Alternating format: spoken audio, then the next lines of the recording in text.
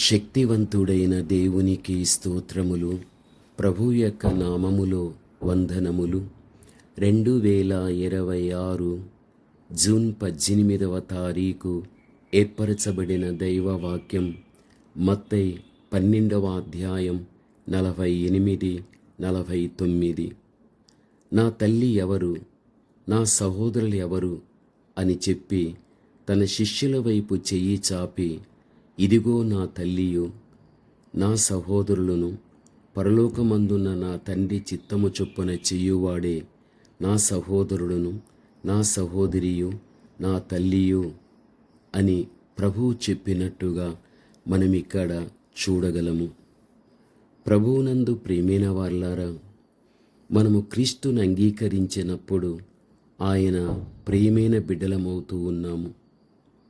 ఆయన మనకు బోధిస్తూ ఉన్నప్పుడు, ఆయన బోధన బట్టి మన బ్రతుకుచున్న సందర్భములో ఆయనకు ఎంతో మనము సన్నిహితులమవుతూ ఉంటున్నాము. ఆయనను మనము వెంబడించుటను బట్టి, సంపూర్ణముగా సమర్పించుకొనుటను బట్టి ఆయన శిష్యులు కూడా మనమవుతూ ఉన్నాము. ఆయన్ని ప్రేమించి ఆయనతో నడిచినప్పుడు ఆయనకు స్నేహితులుగా కూడా మనమవుతూ ఉంటున్నాము.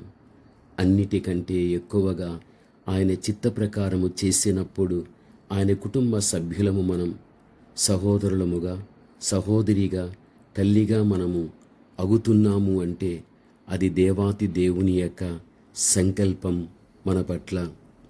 దేవుని చిత్తము చేసి క్రీస్తుకు సహోదరుడుగాను, సహోదరిగాను, తల్లిగాను ఎంచబడుట ఎంత ధన్యత కలిగిన జీవితం ఇది. ఎంత గొప్ప ఆశీర్వాదము మనం గ్రహించవలసిన వారమై ఉంటున్నాము.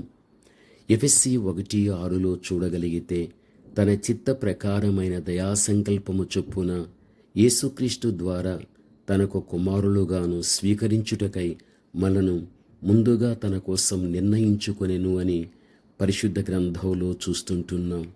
నిజమే, మనము ఆయన బిడ్డలగుటకు ఆయన చిత్తం. మునుపు మనము అన్యులుగాను, పరదేశులుగాను మనముంటిమి. ఇజ్రాయిళ్లతో సహపౌరులు కాక పరజనులుగాను, దేవుడు లేనివారిగాను జీవించాము. కానీ దేవుడు తన కృపను బట్టి మనను వెదకవచ్చెను. ఆయన మనని విమోచించగలిగాడు.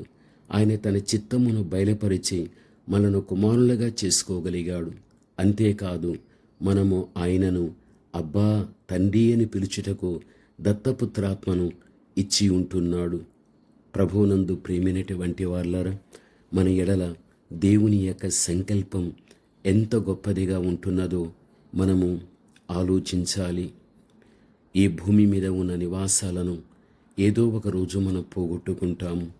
మనకు స్థిరమైనటువంటి నివాసం పరలోకమే.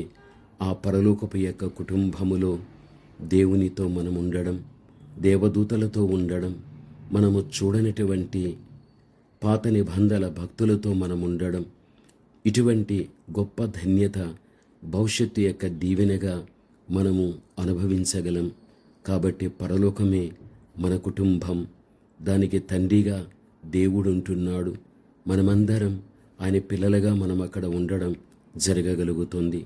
పరలోకములో దేవుడు మనకి ఏర్పరిచిన ఈ ఆత్మ సంబంధమైనటువంటి బంధుత్వాన్ని మనము సంపాదించుకోవటానికి ఏమందు ఆయన సంపూర్ణమైన చిత్తాన్ని జరిగించి ఆయన చేత పిలువబడినటువంటి బిడలగా మనం ఉండాలి. ప్రార్థన. పరమ తండ్రి అయిన మా దేవ, మీకు స్తోత్రములు. మా అందరికీ తండ్రి మీరొక్కరే ప్రభువా.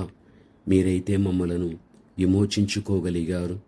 మీ యొక్క చిత్తమన్నది ఏదైతే ఉన్నదో ప్రభువా, అది మేము ఈ రోజున జరిగించటానికి కృపను మీరు మాకు చూపించగలిగారు.